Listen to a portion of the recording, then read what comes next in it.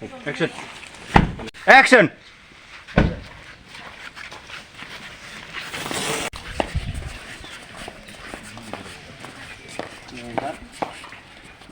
Amai. Ne amai? बेखायनोथ' आं सानदों मानैसो जोंहा न'खराव गासै 4 भटार दङ सासेयाव 500ब्लाबो 4जों 2000 रां जायो बेनिखायनो आं रांखौ लानोसो बानायसै उनाव आंनो जेबो नाङा मोनखाया नालाय आंनो रांखौनो होदो आमाया आंखौनो फोथायला होनबा बुंबायाना बानायसै लंखौ थांबा बयबो राबन जायो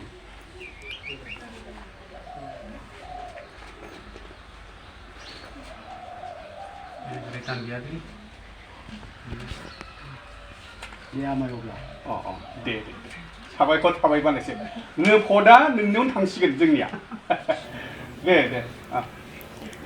बर' सावथुन नायनो मोजां मोनग्रा रायजो राजाफोरनि थाखाय गोजोनथाव खौरां फैला एमसीएलए आबुं सावथुनखौ थाबैनो नुनो मोनसिगोन बर'नि मुंदांखा फावगिरि फैलाजे बरगयारी लिरनाय आरो बिथोन होनायजों बाम्बुला फिल्म प्रडाक्शननि बेनाराव थाबैनो फैला एमसीएलए मुंनि आबुं बर' सावथुनखौ रायजोफ्रा नुनो मोनसिगोन दिनै बाक्सानि सिमलायाव बर'नि मुंदांखा फावगिरि फैलाजे बरगयारीनि लिरनाय आरो बिथोन होनायजों सेबखांजानो गोनां फैला एमसीएलए आबुं बर' सावथुननि शुटिंखौ जागायबाय बे फैला एमसीएलए आबुं बर' सावथुननि शुटिंखौ बेखेवना होयो बिसानि लोगो आफादगिरि दीपक रामसियारि बिथाङा फैलाजे बरगयारी बिथाङा खौरांगिरिनि गेजेरजों फोरमायनाय बायदिब्ला हायनामुलि 90 खोन्दो दिहुननो गोनांखौ एसे आपग्रेड खालामनानै फैला एमसीएलए आबुं बर' सावथुन दिहुननो थियारि खालामदों होनना फोरमायो मख'नो गोनांदि बे फैला एमसीएलए आबुं बर' सावथुनाव बर'नि गोजाम रोंमोन्दांथि गोनां महरारि फाव खालामगोन होनना फैलाजे बरगयारी बिथाङा फोरमायो जेरै फैलाजे बरगयारी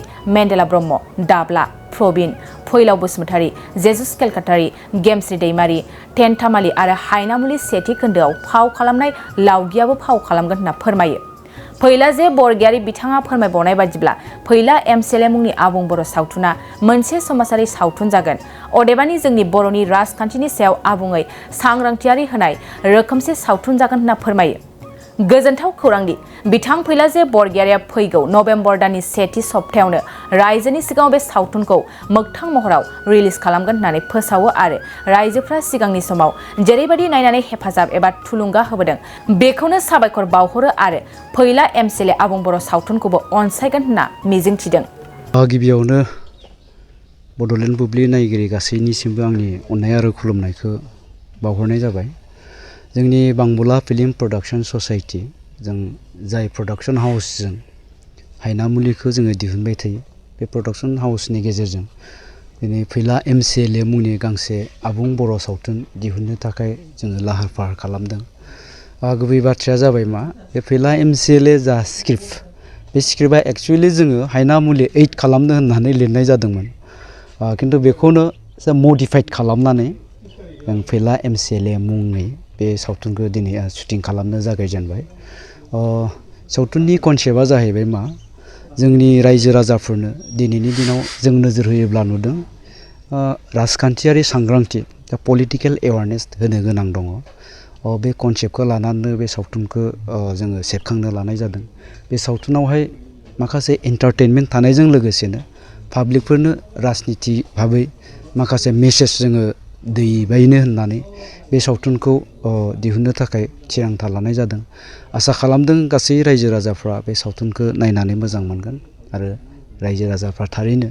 राजखान्थियारि बिथिङाव जों माबायदि सांग्रां जानो नांगौ जोंनि समाजनि हारिनि आरो ओनसोलनि जौगानायनि थाखाय जोंहा राजखान्थियाव जोङो रायजो राजाफ्रा माबायदि बिबान दङ दा बेफोरखौ जोङो बे सावथुननि गेजेरजों आबुङै दिन्थिनो नाजानाय जादों मख'नो गोनां जे बे सावथुनाव बाहागो लादों जोंनि बर'फोरनिनो मुंदांखा फावगिरिफोर दा बिथां मेन्डेला थाबाय आं थाबाय दाब्ला प्रबिन गयारी फैलाव बसुमतारी बेनिफ्राय गोदो जोंनि हायनामुलि पार्ट 1 पार्ट 2 आव नुनो मोननाय लावगि बे लावगियाबो नैबे सावथुननि गेजेरजों फिन सावथुन मुलुगाव फैफिनदों थारैनो रायजो राजाफ्रा बिथांखौ नुफिननानै गोजोननाय मोनगोन होननानै आं आसा खालामदों बेनि अनगायैबो मेन्डेलाजों गेमस्रि दैमारी बिथांमोना माने बिथांमोननि माखासे एन्टारटेनमेन्ट माखासे सिनफोरखौ नुनो मोनगोन लोगोसे जोंनि बर' सावथुन मुलुगनिनो मुंदांखा फावगिरि गागि सासे फावगिरि जेसास केरकाटारि बिथाङाबो लोगोआव दङ आरो बिनि अनगायैबो गोबां जोंनि नैबे ओनसोलनि दावगाफुनाय माखासे फावगिरिफ्रा बे सावथुनाव बाहागो लागोन। नोंथांनि बे फैला एमसिएलए बे आबुं बर' सावथुननि गेजेरजों रायजोनि सिगाङाव मा नोजोरा थांखिखौ लानानै बहननाय जादों बिनि मोननैसो गेजेरनि स्ट'रिखौ खोन्थानो हागोन नामा? स्ट'रि हिसाबैथ' आं बेखौनो बुंनो नागिरदों, आं जास्ट कनसेप्टखौ बुंगोन। जेरै जोंनि गोबां रायजो राजाफ्रा, आं गासैखौबो बुङाखै, दिनैनि दिनाव जों बिसायख'थि फैयोब्ला रां खामायनायनि मोनसे राहा हिसाबै गोबां जोंनि पाब्लिकफ्रा साननानै लाग्रा जालांबाय। निस्सय बेवहाय रायजो राजाफोरनिल' दाय थानाय नङा, बेवहाय दैदेनगिरिफोरनिबो दाय थागोन आरो बिनि उनावहाय देरहाखांनायनि उनावबो ओनसोलनि जौगानाय डेभेलपमेन्ट बिथिंखौ बांद्राय इम्परटेन्स होआबालासिनो जों देरहाहोखांनाय जोंनि बिजाथिनि खाथियाव थांनानै जोंनि गामिनि समस्याफोरखौ बुंहैयाबालासिनो स्पेसियेलि गावनि समस्या बा जोङो बबेबा मोनसे बैसागो फांसननि थाखाय, बबेबा मोनसे हाबाफारिनि थाखाय, सोरनिबा हाबानि थाखाय थिग बेबायदि थांनानै साफा सानैखौ जों माने फैसा बिहैनायसो नुयो आरोखि। दा बेबायदि जानायाव निस्सय जोङो नैबेखौ बुंनो नांगोन जे जोङो सोरबा दैदेनगिरिनाव जुदि फैसा बिहैयोब्ला बे दैदेनगिरिया फैसा हरनांगौनि थाखाय निस्सय बेबो गाज्रि लामाथिं माने थांनो गोनां जागोन। हयथ' जों बेबायदिनो नुबोदों आरोखि। दा ओंखायनो बेफोर गासैबो बिथिङाव जोङो रायजो राजाफोरनो जाहाथे सांग्रांथि होनो हायो, एवारनेस होनो हायो, बे नोजोरखौ लानानैनो बे सावथुननि स्क्रिप्टखौ जोङो सुजुनाय जादों। आसा खालामदों रायजो राजा नोंथांमोना बे सावथुनखौ नायनायनि उनावहाय माबा मोनसे सोलोंनो हागोन आरो जोंनि थांखियाबो बेनो। थिग बेबायदिनो जोङो सिगाङावहाय शर्ट मुभि बानायदोंमोन, जेरै बिस दा पयजन। बिनि गेजेरजोंबो जोंनि नोजोरा बेनोमोन, दानि दावगाफुनाय लाइमोनफ्रा गोबाङानो निसा जातीय बेसादजों सोबजादों, ड्राग्स जातीय बेसादजों सोबजादों। दा बिनिफ्राय जों माबोरै उदां जानो हायो एबा माबोरै जोङो सासे लाइमोना माबोरै जौ फाग्ला जाहैयो, माबोरै ड्राग्स एडिक्टेड जाहैयो, दा बेफोरखौनो जों बे सावथुननि गेजेरजों दिन्थिदोंमोन आरो रायजो राजाफोरनो सांग्रांथि होनो नाजादोंमोन। एखे रोखोमैनो नैबे दिनैनि जे फैला एमसिएलए सावथुन, बे सावथुननि गेजेरजों पलिटिकेलि एवारनेस होनांगौनि थांखिजों, बे नोजोरजों जोङो बे सावथुनखौ खालामनाय जादों। रायजोनिफ्राय माबायदि अनसायनाय लुबैदों नोंथांमोना? आं रायजो राजाफोरखौ साबायखर बावहोगोन। बे दिनैनिल' बाथ्रा नङा, जेब्लानिफ्राय जोङो बांबुला फिल्म प्रडाक्सन ससाइटिनि बेनारनिफ्राय जोङो हायनामुलिखौ बानायजेनदोंमोन, बिनिफ्रायनो जोङो दिनैसिम रायजो राजाफोरनि अनसायनायावनो, अननायावनो, मोजां मोननायावनो नैबे थासारिसिम सफैनो हादों। निस्सय रायजो राजाफोरा देग्लायनि नैबे फैला एमसिएलए बे सावथुनखौबो अनसायनानै लागोन, जोंहा फोथायनाय दङ। अनसायनायल' नङा, बे सावथुननि गेजेरजों निस्सय रायजो राजाफ्रा मोनसे एन्टारटेनमेन्टबो लानो हागोन।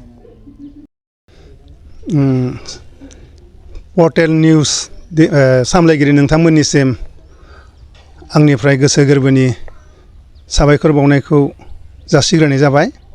थारैनो दिनै नैबे सिमलायाव, बाक्सानि सिमला ओनसोलाव मानाव गेदेर फैला जे बरगयारि बिथांनि दैदेननायाव, बिथांनि लिरनाय, बिथांनि बिथोन होनाय आरो बिथांनि दिहुननायनि गेजेरजों गांसे आबुं बर' सावथुन दिहुननो थांगासिनो दङ। बेयो जोंनि गासै बर' समाजनि थाखायनो मोनसे गोसोआव लानो गोनां एबा बाख्नायथाव हाबाफारि। जों मोनथिनानै मोनदों जे जोंनि बे सिमला ओनसोलनिनो मोनसे मुंदांखा प्रडाक्सन बांबुला फिल्म ससाइटि, बे ससाइटिनि बेनारावनो नैबे फैनो गोनां फैला एमसिएलए आबुं सावथुनखौ दिनै नैबे गोथार बुब्लियाव मुहुरतनि हाबाफारिखौ आंनि आखाइजोंनो बिथांमोना बेखेवनानै लाबाय। दा आं बेवहाय फैनानै जोबोद गोजोननाय मोन्दों। लोगोसेनो बे जा सावथुन गोदान महर होनो थांगासिनो दोङो, बियो जोबोद बर' समाजनि थाखाय मोनसे ओंथि गोनां मोनसे बेसेबांबा गिदिर आयदानि सायाव एबा कनसेप्टनि सायाव बे सावथुनखौ दिहुननो लादों, जायखौ राजखान्थिजों सोमोन्दो गोनां मोनसे आयदा होननानै जों मोनथिनानै मोनदों। फैला MCLA मुङानो राजखान्थिजों सोमोन्दो गोनां मोनसे आयदा एबा साबजेक्ट होननानै बेखौ फोरमायथिदों। थारैनो जोंनि बे हालामाव सुबुं समाज आरो राजखान्थि बेनि गेजेराव मोनसे खाथि सोमोन्दो दङ। समाज जिबनाव जोङो राजखान्थिखौ नागारनानै रावबो सोलिनो हाया। बबेबा नङा बबेबा खनाजों सासे सुबुंनि जिउआव राजखान्थिया माब्लाबा सोमोन्दोआव फैनो गोनां जायो। थारैनो जोंनि समाजाव गोबां रोखोमनि राजखान्थि हान्जाफोर दिनै जोनोम मोनदों आरो गोबां रोखोमनि दैदेनगिरिफोरबो जोनोम मोनदों। दा बे राजखान्थिनि जाफोर सान्थौ एबा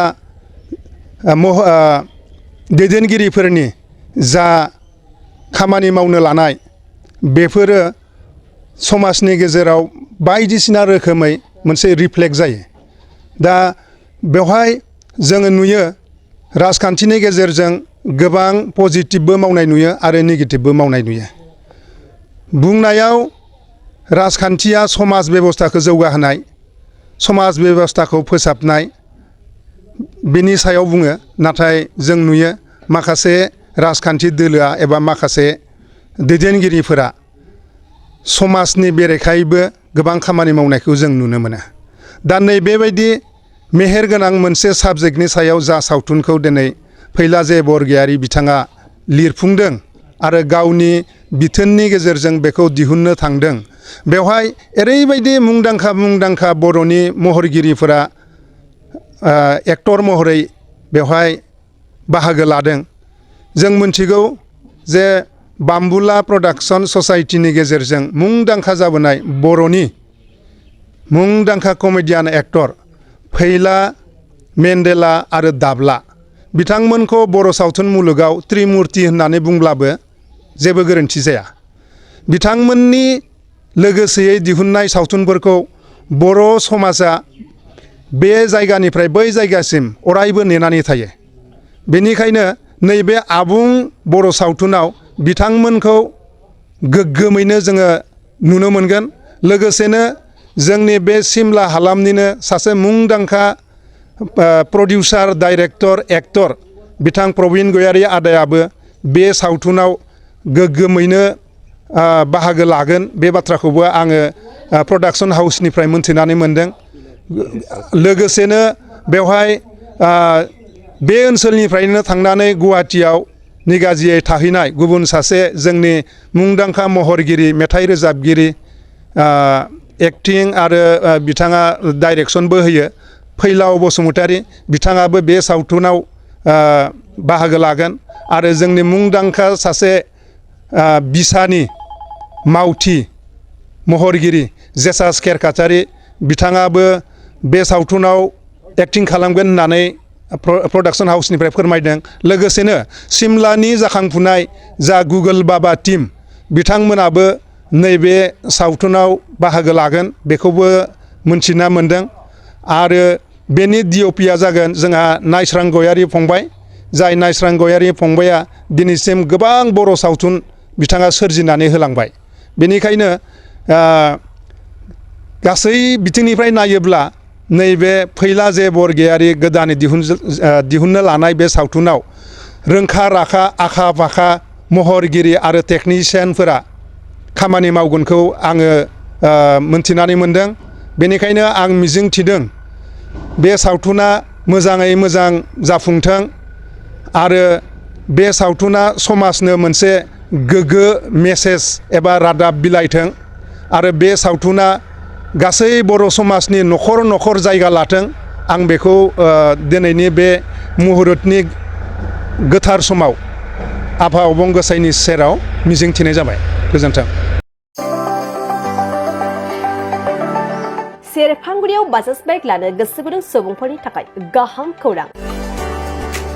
सेरफांगुरियाव थानाय पंका एन्टारप्राइज बाजार शोरूमा फैगौ 25 सेप्तेम्बरनिफ्राय 29 सेप्तेम्बरसिम मेगा लन काम एक्सचेन्ज मेला खुंफुंगोन। बायगिरि बिथांमोननो आरसि इन्सुरेन्स लाफानानै 10,999 रां बेसेनावनो लवेस्ट डाउन पेमेन्ट होनानै बाइक लानो हागोन आरो 500 रां होग्रोनानै गोसोबायदि बाइकखौ आवग्रिना दोननो हागोन। नोंथांमोना सेरफांगुरियाव थानाय पंका एन्टारप्राइज बाजार शोरूमजों लोगोसे कसुगाव फेस्टिभ आउटलेट आरो सराइबिल फेस्टिभ आउटलेट ब्रान्च शोरूमावबो खुंफुंजानाय मेगा लन काम एक्सचेन्ज मेलायाव फैनानै नोंथांनि लुबैनाय बाजाजनि बाइकखौ लांफैनो हागोन। पंका एन्टारप्राइज बाजार शोरूमा लोगोसे मोजां अफार लाफादेरदों।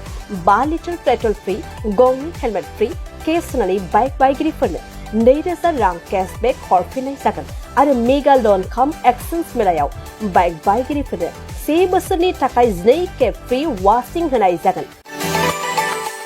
आबुङै मिन्थिबावनो थाखाय 6003817191 9101547892 आरो 9101598021 जानबुं नम्बराव खौरां लाहरनो हागोन।